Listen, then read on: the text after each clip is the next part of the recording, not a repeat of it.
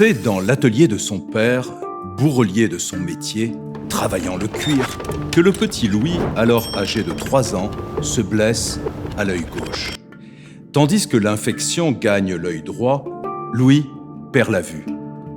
Quelques années plus tard, encouragé par ses parents décidés à ne pas abdiquer devant cette épreuve, il entre à l'Institution royale des jeunes aveugles, école fondée par Valentin Haüy à la fin du XVIIIe siècle.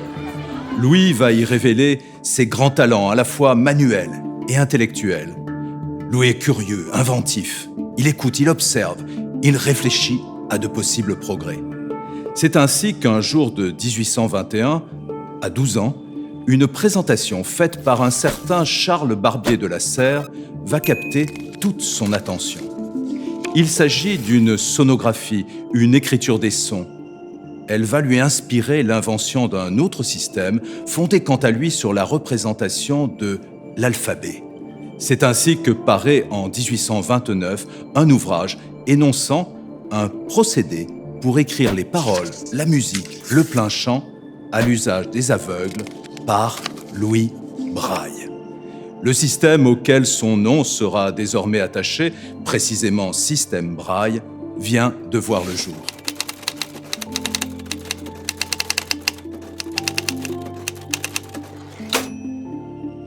J'aimerais ici rendre une fois de plus hommage à l'inventivité et à l'aventure humaine.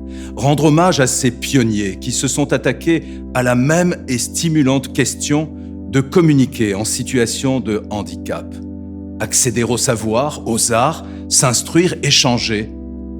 Parmi divers autres, signalons le génie de Zainuddin al-Hamidi, un juriste musulman du XIVe siècle qui vécut à Bagdad et mit au point un système de lecture pour les non-voyants à base de noyaux de fruits. Il est dit que ceux qui ont vu la lumière avant les autres sont souvent condamnés à la poursuivre, en dépit des autres. Malgré quelques résistances de plus ou moins bonne foi, Louis n'abandonna jamais son projet. Ayant hélas contracté une tuberculose, il meurt à l'âge de 43 ans, laissant la postérité décider de la suite. La suite, c'est l'adaptation du braille à la grande diversité des langues employées de par le monde. Morale de l'histoire, ainsi qu'Oscar Wilde nous y invite, ayons des rêves assez grands pour ne pas les perdre de vue lorsqu'on les poursuit. Le braille permet, grâce à sa plage de 6 points en creux ou en relief, de différencier 64 caractères. Avec la création du système Unicode, chargé de l'informatisation des signes d'écriture, une plage de 8 points a été adoptée, ouvrant ainsi à 4 fois plus de possibilités.